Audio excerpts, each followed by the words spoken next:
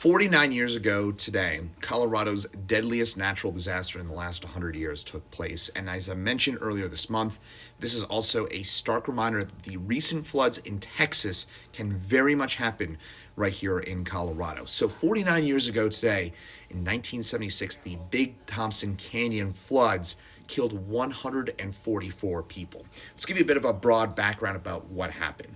First of all, meteorologically, we had slow-moving storms set up just to the east of Estes Park in our northern mountains, and they dropped 12 to 14 inches of rain in about 6 hours. Again, over a foot of rain in 6 hours. What that led to was a 30-foot wall of water that rushed down Big Thompson Canyon, and in that area were a bunch of people who were out camping. An estimated 3,000 people were out camping because 1976 marked the 100-year anniversary of the founding of the state of Colorado, and that was part of the reason that so many people were up camping, more people than usual, and that led to this huge wall of water that unfortunately killed dozens of people, 144 in total, led to $250 million in modern day dollars worth of damage, and unfortunately many lost cars and homes as a result of this as well. So it was a truly devastating event, and it also had the fortunate effect later on, of course, the tragedy itself,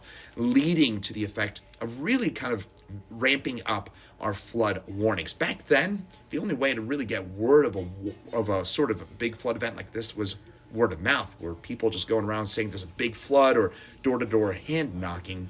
That changed, and a lot of flood alerts now take place. And in fact, the September 2013 floods are a reminder of that. We had obviously horrendous flooding back in 2013. However, only 9 people lost their lives in that flood, and that's because of much more modernized and much better technology and much better flood alerts. And part of that came out of the 1976 flood that took place in Colorado, and unfortunately, that took place 49 years ago today on July 31st of 1976.